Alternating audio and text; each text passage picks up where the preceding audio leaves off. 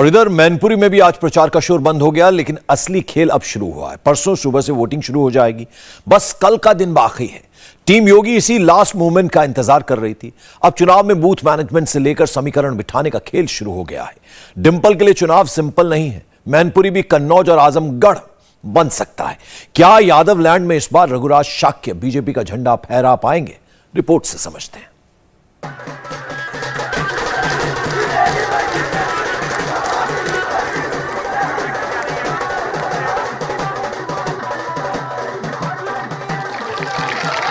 मैनपुरी लोकसभा उपचुनाव जीतने के लिए समाजवादी पार्टी ने अपनी पूरी ताकत झोंक दी है। सैफई कुनबे से लेकर पार्टी के सभी बड़े नेता डिंपल के लिए प्रचार में जुटे हुए हैं। इस तस्वीर को गौर से देखिए। चुनाव प्रचार के आखिरी दिन डिंपल ने जसवंत नगर में रोड शो किया।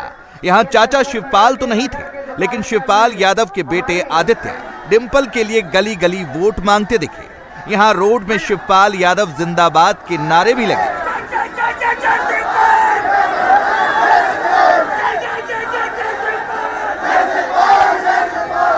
बिना कुछ खर्च किए अपने किचन से होम बेकरी बिजनेस करके 40,000 रुपए महीना कमा रही हैं। आपको भी ये करना है तो फ्रीडम ऐप को अभी डाउनलोड कीजिए। मैनपुरी का रण जीतने के लिए बीजेपी ने मैदान में दिग्गजों मंत्रियों की फौज उतार दी, लेकिन डिंपल ने कहा कि बीजेपी से घबराने की जरूरत नहीं है। 8 दिसंबर को जनता का फैसला आ जाएगा। वहीं गोमती रिवर फ्रंट घोटाले में सीबीआई जांच की आंच शिवपाल तक पहुंचने के सवाल पर डिंपल ने बहुत कॉन्फिडेंस में जवाब दिया। मैं जहाँ जहाँ गई हूँ जनसंपर्क किया है, लोगों का बहुत सम्मान, स्नेह और समर्थन मिल रहा है। समाजवादी पार्टी को अवसरवादी बोल रहे हैं मुख्यमंत्री योगी आदित्यनाथ। मैं लोगों के साथ लगातार जनसंपर्क में हूँ, तो मुझे न्यूज देखने का टीवी पे टाइम नहीं मिला है। धन्यवाद। लोगों को कुछ कहना चाहेंगे, क्या सोच के वोट करें 8 तारीख को? नेताजी का यह कर्म भूमि रही है और नेताजी ने लगातार विकास किए हैं। तो मैं आपके चैनल के माध्यम से मैनपुरी की जनता के लोगों को कहना चाहूंगी, क्षेत्र के, कि वह नेताजी के सम्मान में वोट करें। जहाँ जहाँ सरकार के लोग देखते हैं कि कोई मजबूत विकल्प तैयार होता है किसी भी प्रदेश में, वहाँ वहाँ यही हथकंडे अपनाते हैं। डिंपल यादव जसवंत नगर में रोड शो में वोट मांग रही थी, तो अखिलेश यादव मैनपुरी में थे। मुलायम सिंह यादव परिवार की पूरी साख मैनपुरी से ही जुड़ी हुई है।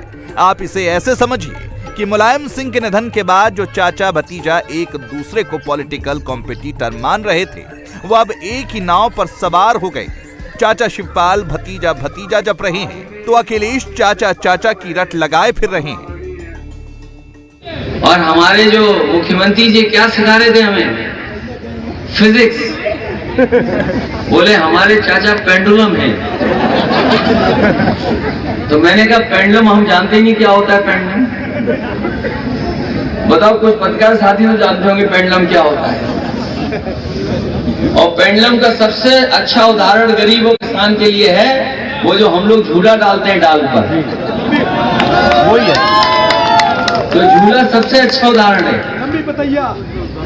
और हमने ये कहा कि हमारे चाचा बहुत पुराने राजनीति करने वाले हैं, वो ऐसा झूला झुलाएंगे आपको पता नहीं लगेगा।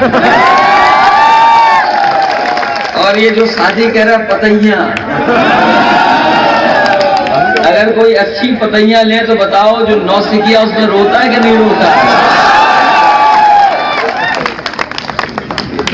कोई नया आदमी झूले पे बैठा लो और अगर तुम्हारे पतैया बोल गए तो तेज पतैया ले ली तो क्या होता है बताओ।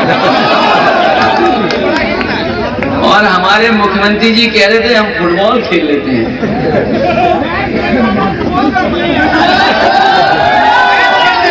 हमारे मुख्यमंत्री जी कह रहे हैं कि हम क्या फुटबॉल खेल लेते हैं। और ये नौजवान जानते होंगे तो उस दिन पहले मुख्यमंत्री जी क्रिकेट खेल रहे थे। उनका बल्ला कहीं घूम रहा था, बॉल कहीं जा रही थी।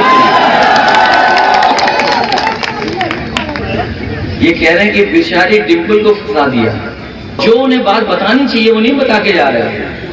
बताओ, 2 बार मुख्यमंत्री जी आए, न जाने कितनी बार डिप्टी सीएम आए, क्या उन्होंने ये बताया कि किसानों को डीएपी कितने में मिल रही है? शुक्रवार को योगी आदित्यनाथ मैनपुरी में ही थे। यहाँ योगी ने 3 वाक्यों में समाजवादी पार्टी का पूरा कैरेक्टर डिफाइन कर दिया। योगी ने अपने बेबाक अंदाज में कह दिया कि शिवपाल का समाजवाद है जिसकी लाठी उसकी भैंस। रामगोपाल यादव का समाजवाद पूंजीवाद में बदल गया और अखिलेश का समाजवाद अवसरवादी है। ये समाजवाद के जो अलग अलग ब्रांड हैं वो एक खानदान में भी देखे जा सकते हैं। भाइयों बहनों, शिवपाल जी का जो समाजवाद है वह है जिसकी लाठी उसकी भैंस, यानी ये लठैत समाजवाद है इनका। प्रोफेसर रामगोपाल यादव का समाजवाद वह पूंजीवाद में बदल गया है। सब धरती गोपाल की, नोएडा से लेकर के फिरोजाबाद तक जो भी धरती दिखाई देती है समाजवादी पार्टी की सरकार में, उस जमीन को उन्होंने या उनके शागिर्दों ने हथियाने में कोई गुरेज नहीं की।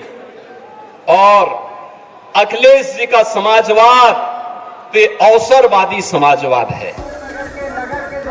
सीएम योगी के इस बड़े हमले का जवाब दिया शिवपाल यादव के बेटे आदित्य ने, जो आज जसवंत नगर में डिंपल के लिए वोट मांगते दिखे। बीजेपी कह रही है कि अवसरवादी, लठायतवादी, इन तरीके की बातों को प्रचार में शामिल किया जा रहा है। जी बिल्कुल, वो जो उनको अब शब्द इस्तेमाल करने हैं, पूरी तरीके से झूठ बोलते हैं। जितने भी उनके दावे सब झूठे हैं। तो इस बार ये जनता जवाब देने वाली है। क्या प्रशासन सख्ती बहुत कर रहा है? सुबह ये बातचीत हो रही थी समाजवादी पार्टी के नेताओं के साथ। बिल्कुल, प्रशासन ने लगातार सख्ती की। हमारे लोगों को परेशान किया गया, एक भय का माहौल बनाया गया है। इसी वजह से मैं समझता हूँ और बड़ा जन समर्थन अभी यहाँ इस देश की क्षेत्र की जनता हम लोग को देने जा रही है। जसवंत नगर में बेटा आदित्य तो पिता शिवपाल यादव मैनपुरी में थे। इंडिया टीवी से शिवपाल ने सीएम योगी के आरोपों, सिक्योरिटी घटाने और डिंपल की जीत पर खुलकर बात की। क्या चुनाव बहुत ज्यादा पर्सनल भी हो चुका है? देखिए, यहाँ पर हम लोगों ने, जनता यहाँ प्यार करती है हम लोगों को। हम लोग काम करते हैं और ये लोग बस आए, भाषण दे के चले जाएंगे। करा तो कुछ नहीं आज तक। इन्होंने केवल झूठे वादे किए हैं, कोई काम तो किया नहीं है। और अगर एक भी व्यक्ति यहाँ पर हमारी बुराई कर दे तो हम मान लेंगे। आपकी सुरक्षा भी घटा दी गई, सिल्वर फ्रंट वाला मामला भी सामने आ गया। पूरा मामला पॉलिटिकल आपको लगता है चुनाव की वजह से? देखिए, पूरा पॉलिटिकल मामला है। और हम लोग काम करते हैं, जनता के बीच रहते हैं और जनता हम लोगों को प्यार करती है। तो ये तो बस कि केवल भाषण ही देते हैं, काम तो कुछ करते नहीं। बीजेपी ने भी ऐसा लगता है कि चुनाव को प्रतिष्ठा का बना लिया, जिसकी वजह से 40 मंत्री मैनपुरी में लगातार कैंप कर रहे हैं। कैसे देखते हैं चुनाव को आप? देखिए, पूरे मैनपुरी लोकसभा में, जिसमें हमारा क्षेत्र जसवंत नगर भी आता है, करहल भी आता है, मैनपुरी भी आता है, किसनी आता है, फिर भोगांव आता है। पूरे लोकसभा क्षेत्र में नेताजी ने काम कराया है। बिना कुछ खर्च किए अपने किचन से होम बेकरी बिजनेस करके 40,000 रुपए महीना कमा रही हैं। आपको भी ये करना है तो फ्रीडम ऐप को अभी डाउनलोड कीजिए।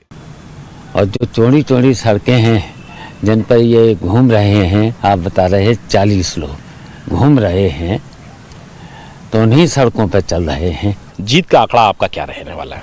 देखिए, हम जसवंत नगर से बड़ी लीड कराएंगे, करहल से बड़ी लीड होगी, किसनी से भी लीड होगी, अच्छा मैनपुरी से भी लीड होगी और अब की बार भोगांव से भी लीड करेंगे। मैनपुरी उपचुनाव में बीजेपी कोई कसर नहीं छोड़ना चाहती। बीजेपी समाजवादी पार्टी के उन सभी किलों को फतेह करना चाहती है, जैसा कि उसने कन्नौज और आजमगढ़ में किया। इसीलिए बीजेपी ने अपने सारे सिपह सालार उतार दिए हैं। बीजेपी ने मैनपुरी में अपने उन कैडर को कमान सौंपी है जो अखिलेश को काफी नुकसान पहुंचा सकता है। मैनपुरी के नतीजे अखिलेश यादव और बीजेपी के लिए बहुत खास रहने वाले हैं। अखिलेश यादव जहां मैनपुरी जीतकर यादव कुनबे का गढ़ बचाए रखना चाहते हैं, वहीं बीजेपी सपा के एक और किले मैनपुरी को ध्वस्त कर यूपी में बड़ा संकेत देना चाहती है। इंडिया टीवी हर वक्त हर जगह डाउनलोड करने के लिए सर्च करें India TV news Google play store या ऐप स्टोर पर।